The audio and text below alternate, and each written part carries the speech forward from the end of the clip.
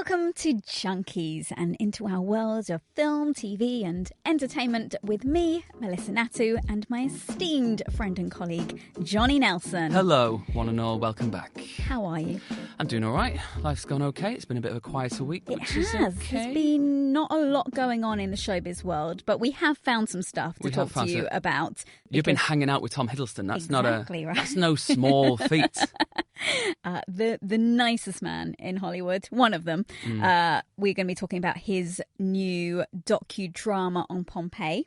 Time is running out. We're out of time. Out of time. Pompeii, Out of Time, with Tom Hiddleston. Yeah. I love the names, the titles of shows that are like far too long, but they're like, no, just keep his name on there. It's fine. It needs it. It needs it. We're also obviously going to be talking about the Doomsday trailer, which has dropped. The very first full trailer that we've had. So that's pretty exciting. Quelle surprise. Out of nowhere, that one. Yeah. We've got some anniversaries of films that are coming back to the cinema. Yes, so we'll be having a little dip into the archive for Absolutely. that. Lovely. Absolutely. We've got it. Why don't we flaunt it now? I've got it. All right, what should we start with? Let's go into Tom Hiddleston and Pompeii, Out of Time. The most earnest man, I would say. You said one of the nicest, and he is very nice, but I find him the most earnest man in all of Hollywood. I just find him incredibly charming.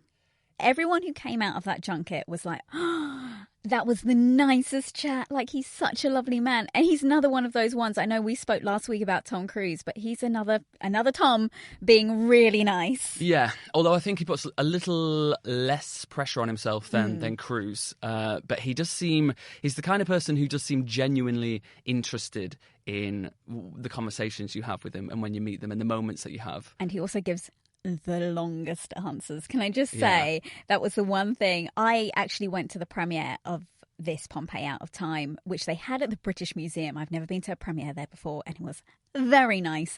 But what I learnt there when they did the Q&A with him is that he gives incredibly long answers. You don't really need to ask him a question. He's one of those people who can just talk, especially about a subject like Pompeii that he loves. It's because he's very thoughtful. I find when you ask him a question, he'll have that moment. Do you remember in Friends when Joey used to talk about smell the fart acting? Yes, and he would pause and then look pensively into the middle distance and tip his nose up and then give you some whatever it is. I don't think he really did anything. It was just like a facial expression for him. But Hiddleston's a little bit like that. You'll ask him a question, he'll pause, he'll really mull it over and think about his answer and how he feels about it, and then he will give you this beautifully descriptive. I don't think he even pauses. He just knows. He just goes straight in, and especially on this topic anyway. So I was very aware going into this junket. I'm like, he's paired with the exec producer. I'm going to get in maybe 1-2 questions at a push. Yeah. And I was correct. Good. That is pretty much what I got. I've seen this interview because I played it on one of our bulletins today, and I thought it was a very sweet interview. Yeah. I mean, I think a lot of his interviews do seem sweet because he comes across like he's taken an interest in your question. But obviously, this being a big passion project for him talking about his time as a youth. When it's a teenager, going to Pompeii, being inspired by the history and all that kind of stuff, it did come across very sweet. But then again, I've not seen other interviews where he might have churned out the same sweet earnestness to everybody else. I don't know. This is what we get at junkets. What about a lot the show? Of times. Is it any good? Yes. How honest shall I be? Be as honest as you like, Mel. No one's here. I love the topic of Pompeii and Mount Vesuvius. I've been fascinated by that for a very long time, so I think that's why I was intrigued by the show. However, it's a docudrama, and so they've tried to dramatize what would have happened in the moments leading up to the eruption of Mount Vesuvius, and you do find out some interesting things in terms of how they actually didn't get covered in ash immediately and die. They had a day to do things and go about Head their to lives. The beach, exactly. Play some tennis, cut their toenails. But they've dramatized it, and the acting isn't the best.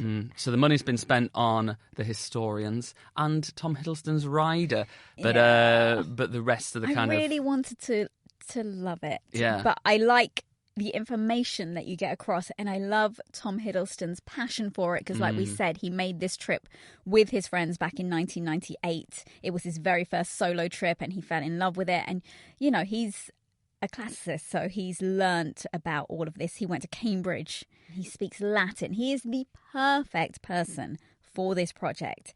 It's just the dramatizing side of it that I wasn't a massive fan of. Yeah, I mean, some of these kind of celeb-led docu-series can work quite well, but they can also be a bit self-indulgent. I did like, was it Before the Flood? With the Leo DiCaprio one about the climate about 10 years ago. It's always interesting when we're covering a topic that's not about them.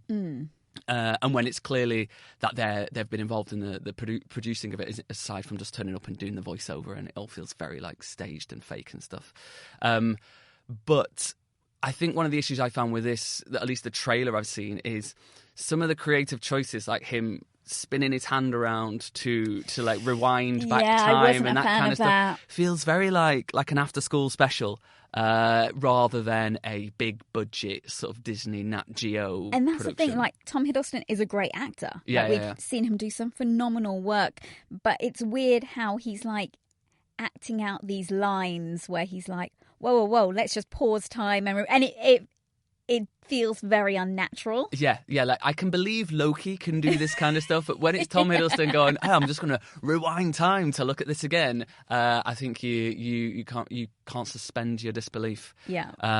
But you know, I actually, in testament to your interview you did, when I watched that through, it made me want to watch the show more. Wow. Than when I simply watched the trailer and thought, that's I'm going to give this. That's because I'm great at my job. Because you're so good, Mel. So you said good it at to my me. job. And you've just unpicked it all by telling us it's rubbish on the podcast. I mean, I didn't say rubbish. I just said there are parts of it that I wasn't a fan of, which is the acting side of things. But Tom, you know, he knows his stuff when it comes to this. And we are a fan of Tom. We are a big How many fan times of have you Tom. met him? I've only ever met him once before, and it was 11 years ago for Crimson Peak. I actually went into this interview and I had like...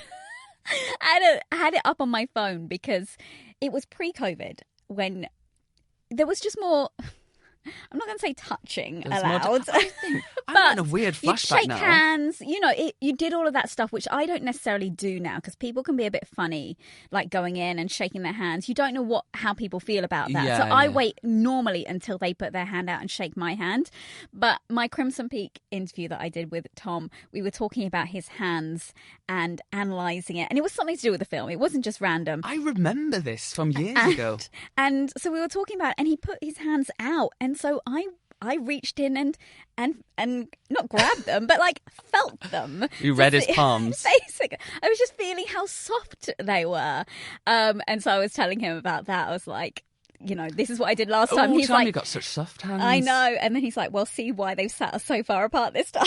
Because you can't touch. We were sat so far apart in this interview. Yeah. But no, you know what? Have you actually interviewed him? I've interviewed a few times. I think I've interviewed him like probably more or as many as anyone I've ever interviewed. Wow. A few times, like way back when, I think High Rise, the Sean Wheatley a weird film. That was a weird film. I do love Sean Wheatley, but that kind of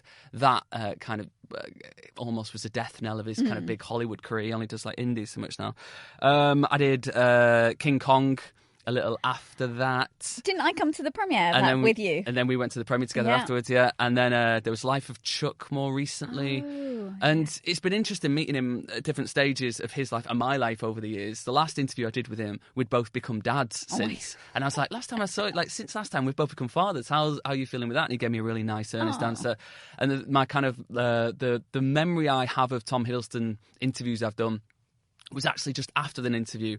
I always start with saying, oh, I really loved this, or something unrelated to the film or the show.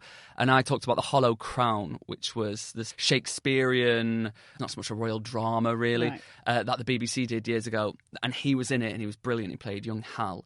And I told him this, and then at the end of the interview, as I was leaving the room, he started to shout to me information about the filming of Hollow Crown. Oh, wow. Like I was literally going out the door, and I heard this voice going, we filmed all that in however many days, you know, we didn't. And I was like, what's going on? I turned around, there was Tom Hiddleston behind me, still like shouting after me, which never happens. Usually they couldn't They're switched off, and they're on to the next, So that kind of, again, just hammers home this earnestness I think he has of like, if you're passionate about something he's done and he feels like he's done something that has made a mark, he really wants to kind of dig into that. Well, you can tell how much he loves Pompeii because it actually ended up as an episode within Loki. I think it was the second episode of season 1 where they go just to that moment when Mount Vesuvius is erupting. And I brought it up because that was not filmed in Pompeii. It was filmed on a green screen in Atlanta.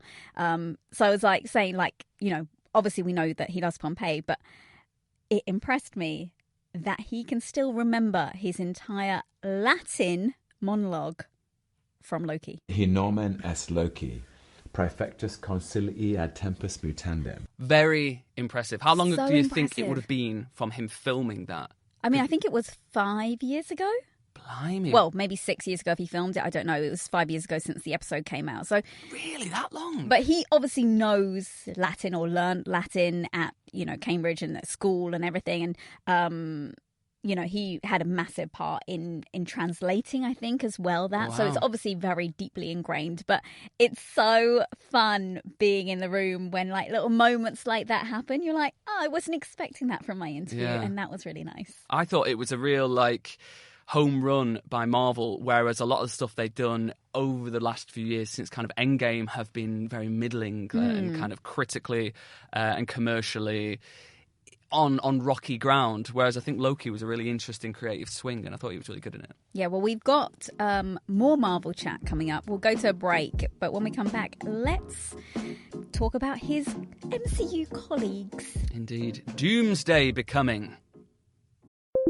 When you need to build up your team to handle the growing chaos at work, use Indeed Sponsored Jobs. It gives your job post the boost it needs to be seen and helps reach people with the right skills, certifications, and more. Spend less time searching and more time actually interviewing candidates who check all your boxes. Listeners of this show will get a $75 sponsored job credit at Indeed.com/podcast. That's Indeed.com/podcast. Terms and conditions apply. Need a hiring hero? This is a job for Indeed Sponsored Jobs. Okay, the biggest news this week, it would be silly not to talk about it, is the humongous trailer released for Avengers Doomsday. I cannot wait for this. I've always been such a big Marvel fan, so I was super excited by the trailer. It has so many people in it. It feels like it's been a long time coming as well, because I remember months and months and months ago they started to release these little like vignettes, which was how they announced that Chris Evans was coming back to play Captain America, and how... Well, he's back as Steve Rogers. We don't know if Steve he's back Rogers. as Captain America, because that is now Anthony Mackie. Hello, it's be Cap to me. I love Anthony Mackie though. And then they were picking up with Thor and things. They were doing these little videos. And then there was rumour after rumour not for years, but for months. When are they going to drop this trailer? When are they going to? And then everyone just stopped talking about it. We stopped thinking about it. Yeah. And then boom, the World Cup happens.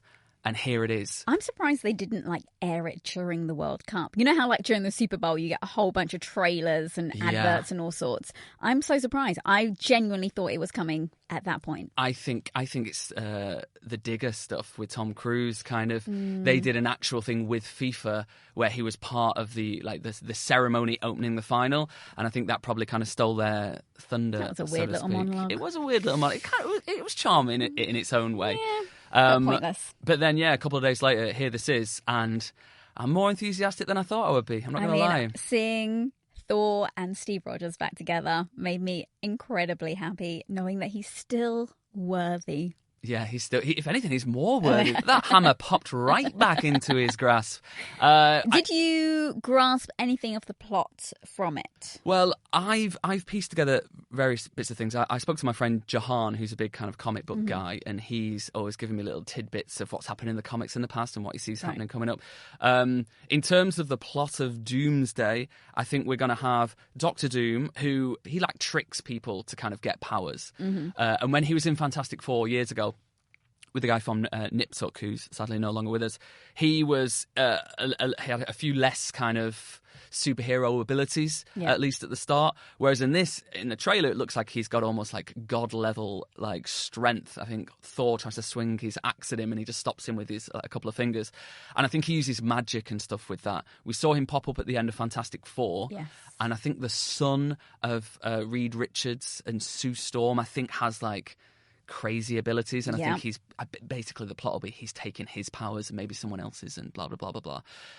But it seems like this for Marvel is this opportunity to reboot and restart the whole franchise. Well, this is technically phase 6 of the MCU, but I have heard the Russo brothers, who directed this one, say that it's essentially phase 0 because they want to take it there like it's a starting from scratch. So I imagine it is something that, had you not watched all of the other MCU many films and TV shows, like we just talked about Loki and stuff, that you can just pick up in this one. But it's also kind of billed as a sequel to Endgame in some way, so I don't really know where it sits. This is the 39th film in the MCU. Insane, isn't it? And if you include the stuff which is now kind of part of canon loosely, previous Spider-Man movies, all this extended multiversal stuff, all the X-Men movies, it's even more than that. And of course, in this trailer, we're seeing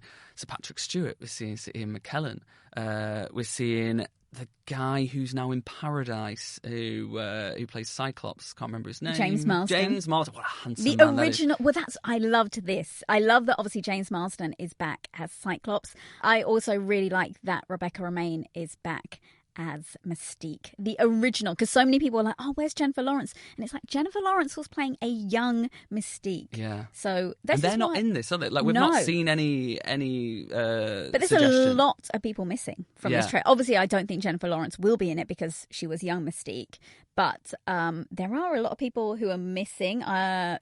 Tom Holland, obviously, as Spider-Man, is not in there. But they don't want to, like, I think he either won't be in this or won't turn up to play a major character until later on, because obviously this is going back-to-back with Secret Wars, and they don't want to lose any of the hype around this very kind of grounded new Spider-Man movie which is coming out. There's people we know who are in it who aren't in the trailer. I know Alan Cumming is coming back. He told me that when I interviewed him for Tiptoe. So he's coming back as Nightcrawler from the original X-Men movies. And it's been quite ominous. All the clips you've seen makes it feel like the X-Men are going to be like, here's the X-Men, and now they're all dead. But the idea, just to give people an overview from what my mate told me, shout out to Jahan, is that this has been in 2 comic book series in 1984 and I think like 2009 or something. And in 1984, the interesting thing that happened was it was like a reboot of all these multiversal universes, and then they kind of simplified it. And I actually read this morning that the head of Marvel, Kevin Feige, has suggested by the end of this, they're going to have a more simplified universe that's going to have some familiarities and some differences. Right? Yeah, I'm so sick to death of all this, like, too much multiverse action going on. The last Spider-Man movie I thought was brilliant, and it was a lovely, like, that gave us exactly what we wanted from this multiverse. But all these extra shows and all these extra films where they've touched on it, Ant-Man Quantumania and all this stuff, I think people are getting a bit war-weary from it all. And I mean, think superhero fatigue became a very common phrase that was thrown around, particularly when it came to Marvel. But there is massive excitement for this. I think they got 500 million views in 24 hours on this trailer. Yeah, which is insane. Crazy. But, another person who wasn't in this trailer is Lewis Pullman as Sentry. But we do know that he's going to be in it because the very first teaser with all the chairs, do you remember that? Oh, yeah. When they announced it, he has got a chair there. Yeah, that's true. So he is in this. I'm interested to see what happens with Channing Tatum as well, because he was like meant to play Gambit in an X-Men sequel years ago, and it was like, will they, won't they? And then it never happened. And then obviously Ryan Reynolds picked him up and stuck him in Deadpool and Wolverine, and he played almost. For me, it was almost a little bit of a caricature of Gambit. It's very funny. Unserious. Yeah, and it worked perfectly, and he was great in it. But then he's in this movie, so is he going to be part of the kind of the original X-Men universe in this, or is he going to be part of the reboot, which we know is coming? People have been talking about it for a long time, of these new X-Men, which may appear after the films, or is he just going to turn up and be dead within 20 minutes? It's just interesting that he's thrown in there like he's one of the legends of this franchise. I couldn't get a read on that one. I haven't seen much either about what's in store for him, so I'm interested to see, because I loved him in Deadpool and Wolverine, like that little moment in the cave where it was Elektra and Blade, and that for me was like my moment of that film, because I grew up with like the original Blade movies and Wesley Snipes, so I loved it. Although I loved the original Blade movies, and it was so humorous in this that part of me was like, okay, it doesn't really feel like I'm watching the same people. It's just like a giant SNL sketch, but I enjoyed it. And obviously no sign of Ryan Reynolds, no sign of Hugh Jackman as of yet, but we know at least one of them definitely is in one of the next two films. So how that's folded into each other, of course the plot is one thing, but the day itself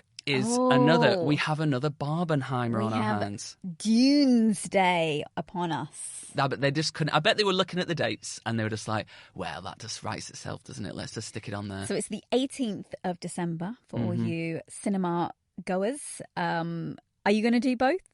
I'm not going to do both in one day because I'm not an absolute... That was what Barbenheimer was about, right? I know, but I'm not a psychopath. Like I've got responsibilities. I can't go there, and I don't think I'd really enjoy going to the cinema and being there for like 7 hours. But I'll definitely do both within a relatively short space of time. Hopefully, we'll get to do it for work, and then I don't have to get permission from. Are you as excited for Dune Part 3? Not as excited as I am for Avengers, and it could turn out to be an even a better film. But Avengers, as we said before, has got so much history behind it that seeing these characters, you do feel kind of suckered into. I think that's what they've got us on, right? The nostalgia. Whereas Dune Part 3 looks amazing, and I love Villeneuve, and I love the other movies, but it would probably end up being like second on my list of what I want to see to avoid spoilers. Well, that will make Kevin Feige very happy. Indeed, that's your number one choice. I went to a trailer launch for the new Dune movie, so they obviously are doing a lot to like hype it up, because I guess you have to, right, when you're going up against one of the biggest movies of the year. It's funny how they're doing this so much now. It was a global fan event, and we were at the BFI IMAX in London, and there were people in like all over the world. Timothée Chalamet and Denis Villeneuve were in LA doing a live Q&A, and that was like streamed into us. But it was made into such a big thing. Like, you go there, you pose for your photo in front of the branding board. We'll see whether it affects their kind of takings for the film. So Doomsday has double the budget that Dune Part 3 has had. Correct. What is it? 400? I think it's about 400 million for Doomsday, and around 200 million in dollars for Dune Part 3. So that's increased a little bit since the last Dune, but kind of similar to the second. Whereas this, I think, is another push along for Doomsday compared to Endgame. I can't remember exactly how much that was, but I think between 300 and 400 million. But Endgame took a ridiculous amount at the box office. I think one of the biggest takings at the box office ever, only just behind Avatar, which was $2.92 billion. Yes, worldwide, especially when it was out in cinemas. I think Endgame was meant to be around 2.8. The numbers get a bit like wishy-washy. Producer Ruby is showing me on a laptop that Gone with the Wind is top of the particular list that she's looking at. But it's hard to, even with adjusted for inflation, it's hard to kind of work it out compared to a movie that came out like 60 or 70 years earlier. But it did gangbusters, shall we say.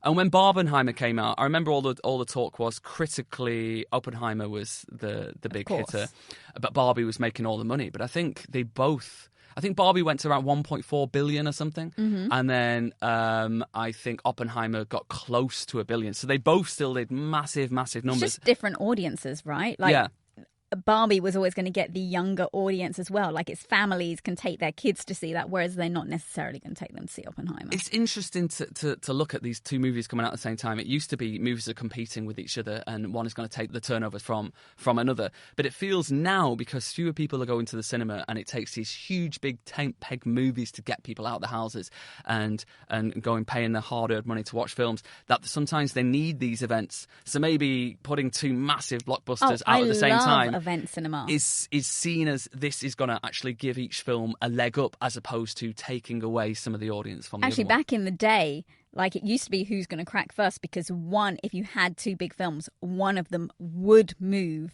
their release date, even if it was by a week or two. Like, you wouldn't get two massive films. Like, these are two of the biggest films of the year, bar Spider-Man and bar The Odyssey, of course. It's interesting. We talked about this a few weeks ago, and we were like, "Oh, The Odyssey. For me, it's got to be like the biggest film of the year." And then another week passes, and you're like, "Oh, wait, no, that's probably the biggest film of the year." And then this might be the biggest film of the year.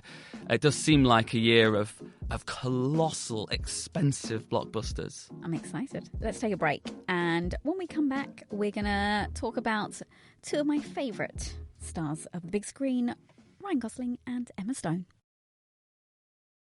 This episode is brought to you by Accenture. When your advertising operations fall out of sync, everything else follows. Spotify and Accenture are working together to reinvent the rhythm of ad sales, using automation, analytics, and smarter workflows to simplify campaign delivery and access better data across the business. The result? Less time spent on operations, more time connecting brands with the moments and fandoms that matter most. Learn more at Accenture.com/Spotify. Welcome back. Now, we've talked about stuff that is on TV, coming to cinemas. Let's talk about something that has been at the cinemas but is coming back. It is 10 years this year since La La Land. It's so, whenever they do these anniversaries, it just makes me feel like I'm about to die. It's only 10 years. I know, but even that, like, every single time they're like, "Oh, and this film came out 20 years ago. This film came out 10 years ago." You're like, "No, it didn't. That film came out 10 months ago. What are you talking about?"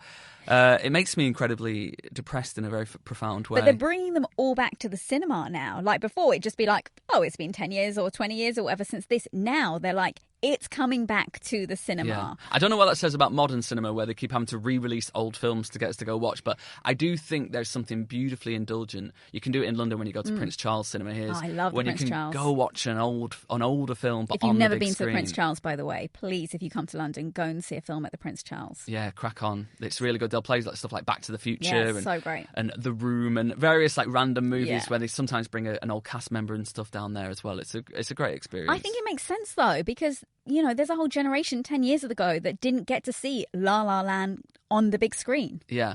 Like, a lot of the time when a film comes out, you might, unless you're really passionate about it, you might go, "Okay, I'm just going to wait. I'm just going to wait until it's streaming, going to wait till it's on Blu-ray or whatever."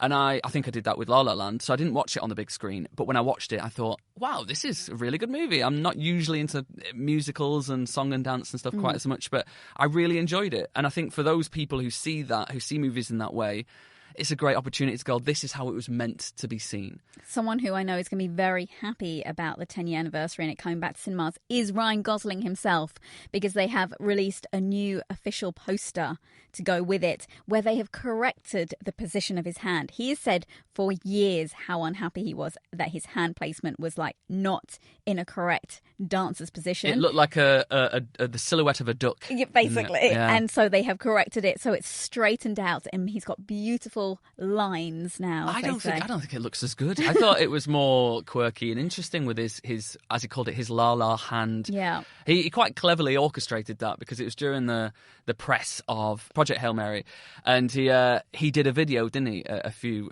months ago, saying my Hail Mary would be to fix my La La hand, and then he did a video and he did the dance he knew with this Rocky. Was coming. He knew this was coming, and it works perfectly. It does make you think, how much of this is organic and how much of this is just like, hey, this is how we're going to market this other movie in a few months' time. But I'm here for it. It's creative. It's good.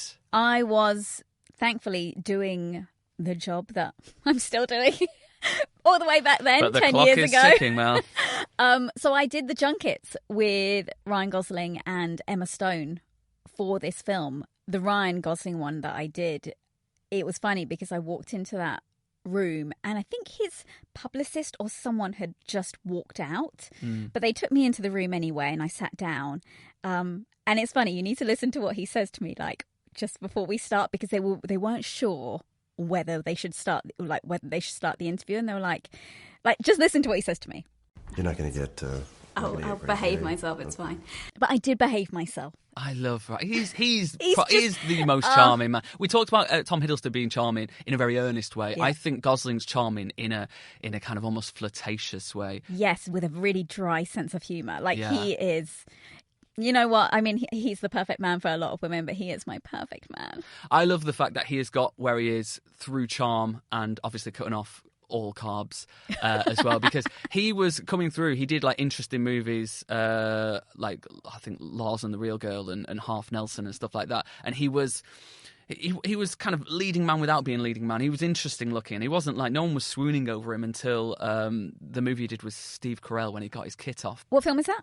Crazy Stupid Love. Yes. Now I know there was a Notebook and people were like, okay, he's dangling off a bloody carousel and that's romantic and not creepy, but then Crazy Stupid Love was when he got his kit off and he had the tan and the abs and everyone was like, okay, I'll have a piece of that, and he's never stepped off that pedestal. I think it's genuinely, yes, he's a handsome man, but it's his sense of humour. I spoke to him for The Fall Guy as well. Like he can take a joke, you can make fun of him, and he's just a wonderful human being. And this was a really transformative movie, I think, for him and Emma Stone. I think it got Emma Stone an Oscar, wasn't it? Her first Oscar, I think, was for this film. We'll check that. And then, what's interesting to me is first the trajectory of Damien Chazelle. Because between this and Whiplash, it was a real. He kind of crowned himself as Hollywood's golden boy director for a while, all the way up to Babylon, which then became the sort of, it kind of knocked him off his pedestal that people saw as an expensive failure. First Man didn't even really do much. Because I remember mentioning that in the interview with Ryan Gosling for La La Land. I was like, oh, you're working with Damien again on First Man. And that didn't really do anything either. I think with First Man, because I felt the same way. And then I was looking into it, doing some research, because believe it or not, I do some research ahead of these ahead of these podcasts. It actually was critically received quite well. And it did relatively well in the box office as well. It just didn't do extremely well. Right. And I think when you have... It wasn't a blockbuster. It wasn't a full-on blockbuster. But when you have success, like he had like indie success with Whiplash, got J.K. Simmons his Oscar, launched Miles Teller in a big way, and then La La Land, which was kind of a left-field move, but it worked perfectly and critics absolutely loved it and it got a huge fan base around the world. A lot of eyes are on you to what you're going to do next. And in First Man, even though it did well, it wasn't met with the same kind of feverish response as the other two movies. And I didn't mind Babylon. I never watched it. Oh. I wanted to watch it, and then the reviews came out, and I was like, okay, I'll watch it some other time. And I never got round to it. But now there's a lot of actors coming out in support of it, saying, I think people will watch this again and change their mind in the future. I enjoyed it, but it had Margot Robbie, who I love and have been a fan of since Neighbours, because if anyone knows me, I'm the biggest Neighbours fan and still mourn its demise. And which person in Neighbours did you like the most? Was it the one that you went for a drink with? Oh, I'm sorry. Okay, well, we'll save that for a Neighbours special. Yes. You love to bring up you love to bring up these little, I don't know what you call them. I'm just dalliances. waiting. I love the word dalliance. I'm just waiting to bring out the big one, but sometime later on, I'm saving it. It's in my pocket for a rainy day, and that'll be fun. But anyway, my mum listens to this. Let's not talk. This is going to be illuminating material for Mrs. Natu. But yeah, Neighbours, Margot Robbie, Babylon. She was on this incredible run leading up to that as well, and I think I could probably say she survived the blip that was that film. But it feels like Damien Chazelle hasn't really done much since then at all. I'm intrigued by his next project. Yeah. It's a 1940s psychological drama. Prison drama with Cillian Murphy and Daniel Craig. Yeah. So that'll be interesting. But I don't know much more about it. Interestingly enough, Leonardo DiCaprio was meant to be in that movie. Although I think he offered him roles in both that and an Evel Knievel biopic. And then he ended up turning them both down to do another film with Martin Scorsese, because he's just going to keep making those movies until Scorsese's no longer with us, I imagine. And why wouldn't you? But yeah, this incredibly well cast, regardless, with Daniel Craig and Cillian Murphy. Maybe this is going to be the re-emergence of Damien Chazelle. Yeah. He's like serious super serious project. Just before we end on this, it's interesting to see what happened with Miles Teller and Emma Watson, who were meant to be the stars of La La Land. Oh yes, off they the were. back of Whiplash, yeah. And then I think I don't know if they both turned it down or they just got stuck in other projects. Emma Watson's she's happy out of the limelight, isn't she? I think everyone keeps waiting for her return. And she's like, no, you know what? I'm really happy just living my life. She went back to school, I think, and studied, and good for her. You know, like being a child star, I don't imagine is very easy. I mean, we've spoken about like the Disney stars that come up, but they're actually, a lot of them are a lot older than that. They were children. Like, I don't blame her for wanting to just have a normal life outside. I mean, but it does make me wonder, you know, this is a movie that got Emma Stone an Oscar, like how that timeline, going back to Loki now, how that timeline could have been different. Had Emma Watson done this film and knocked it out the park, whether the last 10 years of her career would have been very different. I think it's all personalities as well, isn't it? She's just not someone who wanted that life, whereas Emma Stone is very much enjoying this world, doing her films with Yorgos Lanthimos, and you can see it. Like, I think when I first spoke to her for this, like, she was still quite shy. Now she's really come into her own, and when she does press, like, she's lively and animated and energetic and like just a wonderful person to speak to. Yeah.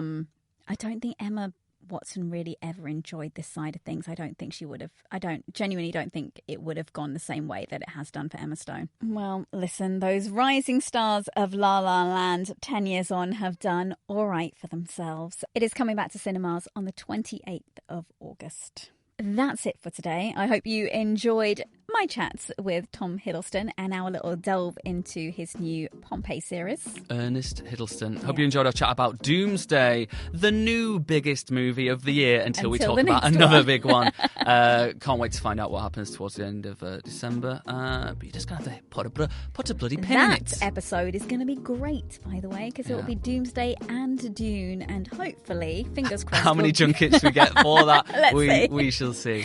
Thank you for listening, and as always, like and subscribe wherever you get your podcasts. I've been Melissa Natu. And I've been Johnny Nelson. Until next time. Bye.